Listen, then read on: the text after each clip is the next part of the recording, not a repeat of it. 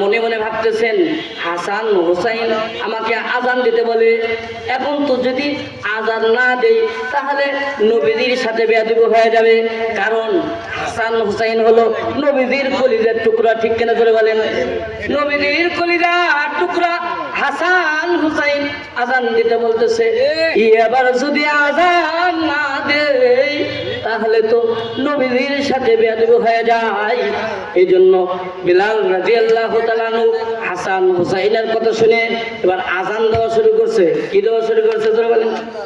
আজান দেওয়া শুরু করছে। হযরতে বিলাল রাদিয়াল্লাহু তাআলা আনহুর আজানের আওয়াজ যতদূর পর্যন্ত গিয়েছে, মদিনার আনাচে কানাচে থেকে হাজার হাজার মানুষ কান্না করতে করতে মসজিদে দৌড় দিয়েছে। সুবহানাল্লাহ বলেন। ও ভাই, এটা হলো আশিকে রাসূল। এটা কি বলেন? দুনিয়া কি মসজিদ में तेरा नाम रहेगा, दुनिया की मस्जिद में तेरा नाम रहेगा, बिलाल तेरा नाम से इस्लाम रहेगा, बिलाल तेरा नाम से इस्लाम रहेगा। ঠিক কিনা ধরে বলেন? ও ভাই, এই বিলাল রাদিয়াল্লাহু তাআলা আনহু এত সম্মানী ছিলেন, এত সম্মানী ছিলেন। মক্কা বিজয়ের পরে, মক্কা যখন বিজয় হয়, বিজয় হওয়ার পরে আল্লাহর পয়গম্বর সাহাবাদের সাথে পরামর্শ করে যে মসজিদে কে আজান দেবে বলো। আর একটা উদাহরণ দিয়ে আপনাদেরকে বলি। হযরত বিলাল রাদিয়াল্লাহু তাআলা আনহুর নাম শুনছেন আপনারা? উনি একজন গোলাম ছিলেন, কালো কুৎসিত ছিলেন, কিন্তু আশিকে রাসূল ছিলেন। কি ছিলেন? আশিকে রাসূল ছিলেন। এই বিলাল রাদিয়াল্লাহু তাআলা আনহুর সম্মান এত বেশি ছিল যে বিলাল রাদিয়াল্লাহু তাআলা আনহু এমন মসজিদে আযান দিতেন যেই মসজিদে দয়ার নবী, মায়ের নবী, দু জাহানের সরদার রাহমাতুল লিল আলামিন ইমামতি করতেন। ঠিক কিনা জোরে বলুন? এই বিলাল রাদিয়াল্লাহু তাআলা আনহু নবীজির এমন আশিক ছিলেন, কিতাবের মধ্যে এসেছে আল্লাহর পয়গম্বর দুনিয়া থেকে বিদায় নিয়ে চলে যাওয়ার পরে, ও ভাই একটু খেয়াল করেন, দুনিয়া থেকে আল্লাহর নবী বিদায় নিয়ে চলে যাওয়ার পরে হযরতে বিলাল রাদিয়াল্লাহু তাআলা আনহু মদিনা ছেড়ে হিজরত করে দামেস্কে চলে গিয়েছিলেন। ঠিক কিনা জোরে বলেন? একটু চিন্তা করে দেখেন, সারা পৃথিবীর আনাচে কানাচে থেকে মানুষেরা, আশিকে রাসূলরা মদিনাতে ছুটে যায় নবীজির রওজার পাশে। আর বিলাল রাদিয়াল্লাহু তাআলা আনহু নবীজির প্রেমে পড়িয়া, আশিকে রাসূলের প্রেমে পড়িয়া মদিনা থেকে হিজরত করে দামেস্কে চলে যায়। কারণ কি বলেন? কারণ হলো আল্লাহর পয়গম্বর বিদায় নিয়ে চলে যাওয়ার পরে বিলাল রাদিয়াল্লাহু তাআলা আনহুকে আর মদিনাতে ভালো লাগে না। বিলাল রাদিয়াল্লাহু তাআলা আনহুকে আর ভালো লাগে না।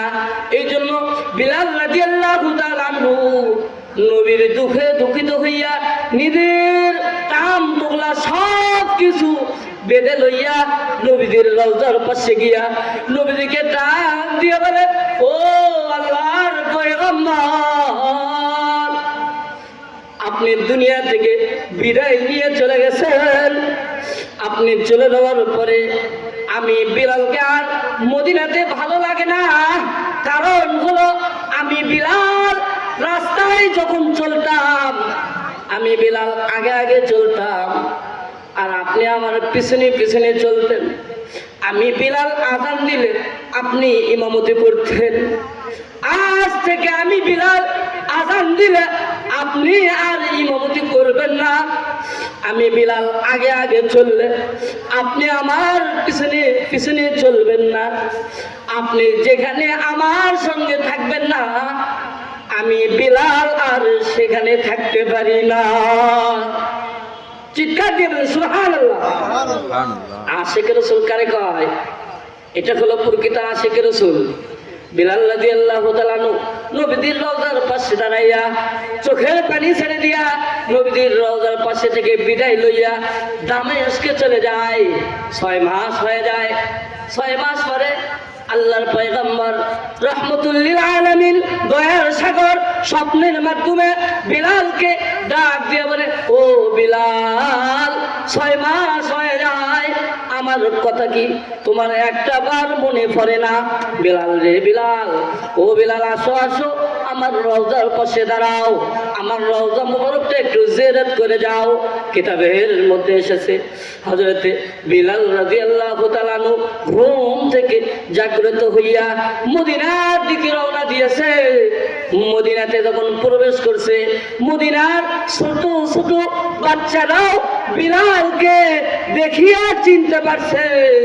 মদিনার অনেক সাহাবারা দৌড়ে আসিয়া এবং ছোট ছোট বাচ্চারা দৌড়ে আসিয়া বিলাল রাদিয়াল্লাহু তাআলা আনহুর পাশে জমা হয়ে গিয়েছে।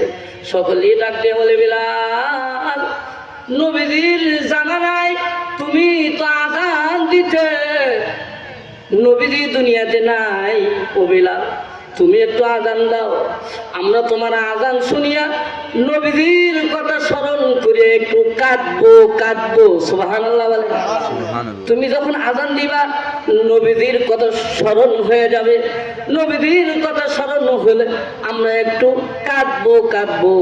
বিলাল রাদিয়াল্লাহু তাআলা তাদেরকে ডাক দিয়ে বলে যে, তোমরা যে আমাকে আযান দিতে বলতেছো, আমি বিলাল যদি আযান দেই তাহলে কি আমার আযানের পরে দয়ার নবী মায়ার নবীকে ইমামতি করার জন্য নিয়ে আসতে পারবা?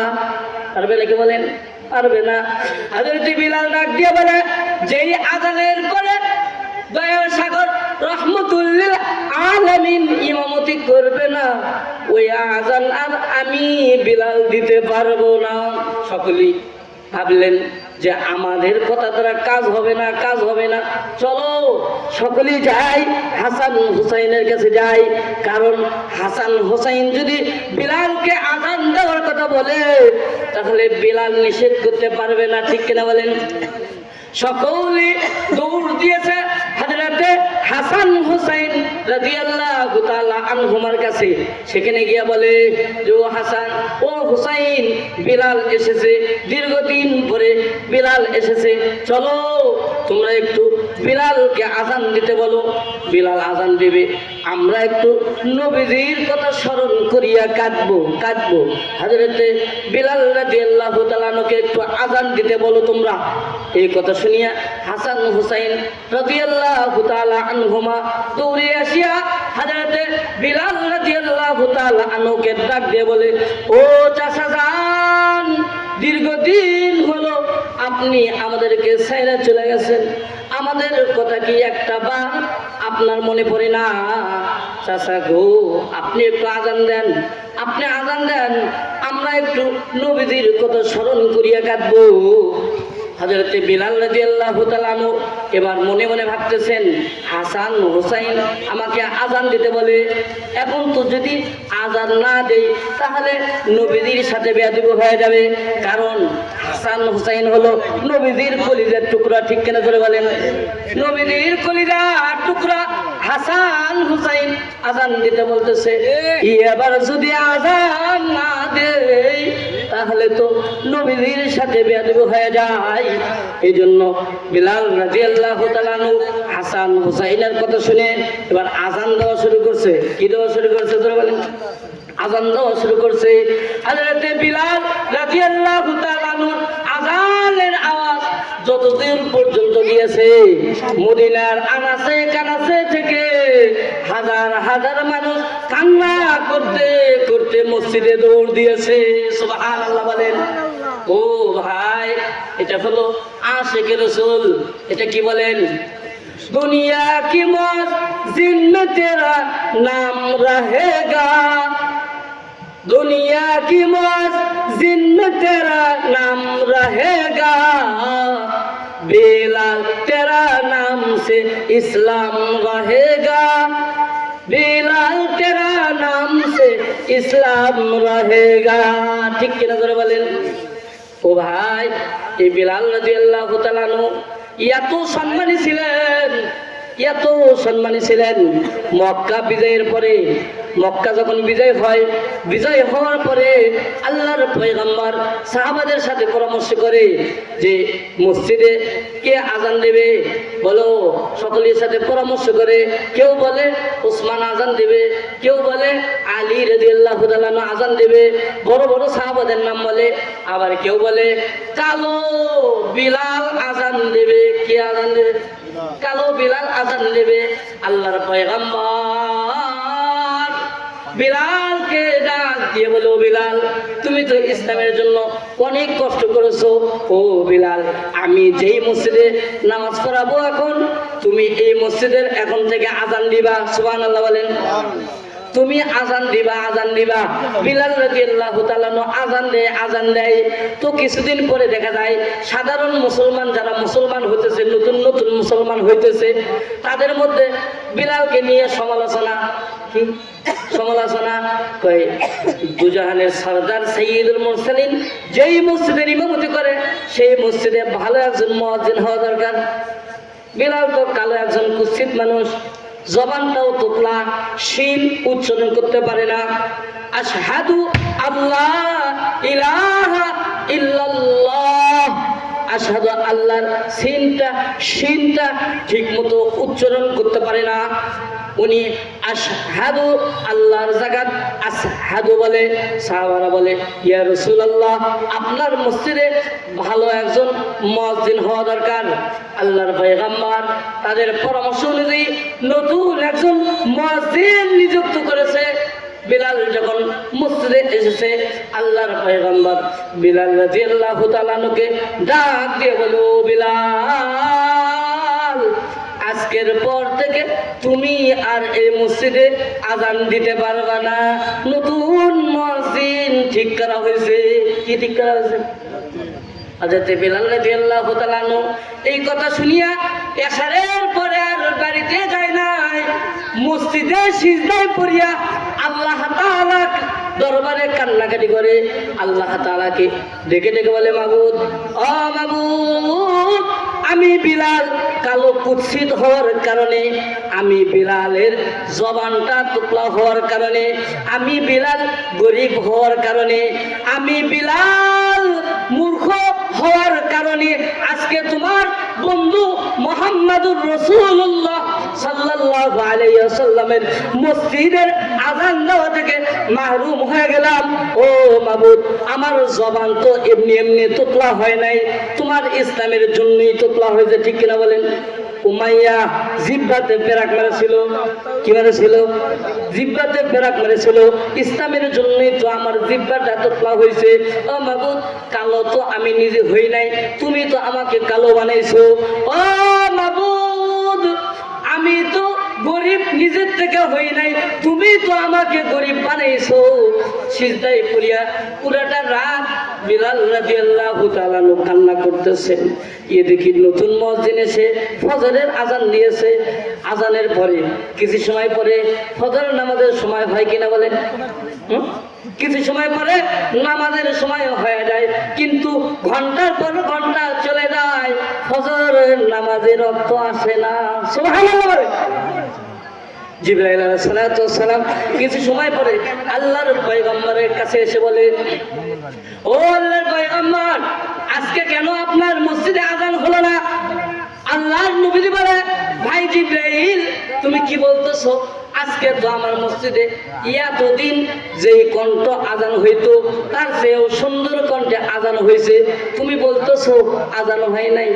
জিবরাইল আলাইহিস সালাতু ওয়াস সালাম বলে, ইয়া রাসূলুল্লাহ, ইয়া হাবিবাল্লাহ, এতদিন আপনার মসজিদে আজান হতো, যে আজান শুধু দুনিয়ার মানুষ না, এমনকি আসমানের ফেরেশতারা, এমনকি আরশে আজিম পর্যন্ত ওই আজানের আওয়াজ পৌঁছিত, আমরা সকলেই সেই আজানের উত্তর দিতাম। সুবহানাল্লাহ। আরো জোরে বলেন সুবহানাল্লাহ। কিন্তু আজকে যে আপনার মসজিদে আজান হয়েছে, এই আজানটা কেন কিন্তু আরশে আজমি পৌঁছে নাই। এখনো সময় আছে। বিলাল মসজিদের কিনারায় সিজদায় পড়িয়া কাঁদে, বিলালকে উঠাইয়া তার দ্বারা আযান দেওয়ান নতুবা কিয়ামত হয়ে যাবে, তবুও কিন্তু ফজরের নামাজের রক্ত হবে না। চিৎকার দিয়ে বলেন সুবহানাল্লাহ। ও ভাই, এটা হলো আশিক রাসূল। যারা আশিক রাসূল হতে পারবে তাদের সম্মান আল্লাহ তাআলা বাড়ায় দিবে। কে বাড়ায় দিবে জোরে বলেন। সম্মানিত উপস্থিতি, আমি এখন চলে যাব। আমার বাড়ি হলো শিবগঞ্জ থানা, মিল্কিপুর গ্রাম। শিবগঞ্জ থানা, মিল্কিপুর গ্রাম। আমার নাম হলো হাফেজ মৌলানা মুফতি নুরুল ইসলাম। আমি হলো জামিল মাদ্রাসা থেকে ফারিক হয়েছি এবং ঢাকা কামরাঙ্গীরচরে মুফতি পড়ছি, ইফতা পড়ছি। বর্তমান চাকরি করি চটকাগাইল হাফিজি মাদ্রাসা এবং রায়মাজিরে ওই হাই স্কুল মাঠে যে মসজিদ আছে সেখানে আমি ইমামতি করি, পেশ ইমাম। আর হলো খতিব মোকামতলা রনি টেলিফোন। তো আমার আলোচনা যদি আপনাদেরকে ভালো লাগে, আপনারা আমাকে যে কোনো সময় ডাকলে আপনাদের পাশে পাবেন ইনশাআল্লাহ। আমি মোবাইল নাম্বার বলি, আপনারা উঠে এলেন। যে কোনো সময় আমাকে ডাকলে আপনারা পাবেন। আমি নাম্বারটা আমি বলে দিই, 01785। যারা নেবেন উঠেন, 01785 37 27 94। আবার বলছি, 01785 37 27 94। এই বলে আমার আলোচনা আমি শেষ করছি, যেহেতু আমাকে রায়মাজিরে গিয়ে এশারের নামাজ পড়তে হবে। আসসালামু আলাইকুম ওয়া রাহমাতুল্লাহি ওয়া বারাকাতুহু।